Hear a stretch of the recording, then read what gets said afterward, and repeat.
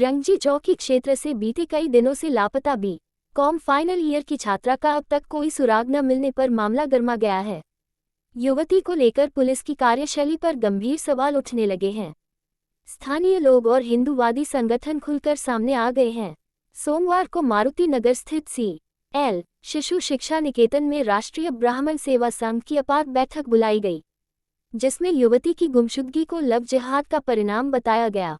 वक्ताओं ने आरोप लगाया कि विशेष समुदाय का युवक सुनियोजित साजिश के तहत युवती को बहला फुसलाकर अपने साथ ले गया और पुलिस इस पूरे मामले में आंखें मूंदे बैठी है। प्रख्यात भागवताचार्य आचार्य मृदुलकांत शास्त्री ने चेतावनी दी कि यदि 24 घंटे के भीतर युवती को बरामद नहीं किया गया और दोषियों पर कड़ी कार्रवाई नहीं हुई तो समूचे शहर के हिंदूवादी संगठन नगर निगम चौराहे पर विशाल धरना देंगे। उन्होंने कहा कि यह अब सिर्फ एक बेटी का नहीं बल्कि पूरे समाज की सुरक्षा का प्रश्न है। लोगों का कहना है कि पुलिस की सुस्त कार्यप्रणाली से अपराधियों के हौसले बुलंद हैं।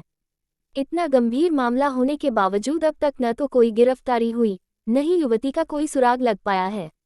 बैठक में आनंद बल्लभ गोस्वामी, डॉक्टर लक्ष्मी गौतम, शशि शुक्ला, विवेक महाजन, विमल चैतन्य, प्रिया शरण भक्तमाली, ऋचा शर्मा, दीपक गोयल सहित कई संगठनों के प्रतिनिधि मौजूद रहे। सभी ने एक स्वर में कहा कि अगर प्रशासन ने आंखें नहीं खोली तो आंदोलन अपरिहार्य होगा, जिसकी जिम्मेदारी शासन और पुलिस की होगी। अब सवाल ये है कि आखिर रंगजी चौकी पुलिस कब जागेगी? क्या किसी और बेटी के खो जाने का इंतजार कर रही है पुलिस? वृंदावन में ताज़ा तरीन एक कांड हुआ है कि एक बच्ची को जो ब्यूटी पार्लर का मामला हुआ है, बच्ची को ले गए हैं, लव जिहाद का मामला है। उसी पर देखिए एक पीड़ा का विषय तो है, यह दुख का विषय है। तो वृंदावन के गणमान्य नागरिकों ने ब्राह्मण सेवा संघ के बैनर के तले यहाँ पर सभी हैं, राजनीतिक व्यक्ति भी हैं, सामाजिक व्यक्ति भी हैं, धार्मिक व्यक्ति भी हैं, हर तरह का वर्ग यहाँ पर है। कोई एक मंच नहीं है, सभी पर ब्राह्मण सेवा संघ के मंच के तले ये हो रहा है। तो सभी आए हुए और अपने अपने विषय रख रहे हैं कि हम अपने घर की बेटियों को कैसे सुरक्षित करें, ये मुख्य विषय है। पहले भी ऐसे कई मामले हुए हैं, उन मामलों में पुलिस के द्वारा लीपापोती की जाती है, क्या कहेंगी प्रशासन से आप? देखिए, मैं ये तो नहीं कहूँगी कि पुलिस ने लीपापोती की है या पुलिस कुछ नहीं कर रही है। योगी सरकार है और योगी सरकार बेटियों की सुरक्षा के लिए कृत संकल्पित है और मुझे पूरी आशा है और भरोसा है कि बच्ची जल्दी बरामद होगी और सकुशल वापस आएगी और जो उसके अपराधी हैं वो जीत जाएंगे। माता पिता के अलावा गुरु को भी भगवान का दर्जा दिया जाता है, तो आप बेटियों से क्या मांग करेंगे? मैं बेटियों से यही मांग करूंगी कि वो संस्कारित हों, अपने सनातन को अपनाएं। बेटियां जो आजकल की पश्चिमी अंधानुकरण में और आजकल की जो गंदी नीति चल रही है उसमें फंसकर, लड़कों के बहकावे में आकर, सब्ज बाग में आकर जो एक निर्णय ले रही हैं अपने पिता की पगड़ी को छाल रही हैं, ऐसा नहीं करती।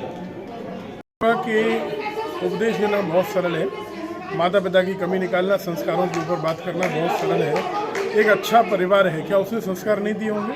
कोई परिवार ये चाहेगा, कोई माता पिता चाहेंगे मेरी बेटी कुछ ऐसा गलत करे? उसको फुसलाया गया। यहाँ कोई वक्ता ये भी कह रहे हैं कि लव जिहाद क्या होता है। लव जिहाद क्या होता है जरा देखिए जाके, वृंदावन में कितनी बार हुआ, कितनी जगह हुआ। हम लोग खड़े नहीं होते हैं जब तक भय नहीं होता है, जब तक डर नहीं होता है। बोले राम सको तब भय बिन होए न प्रीत।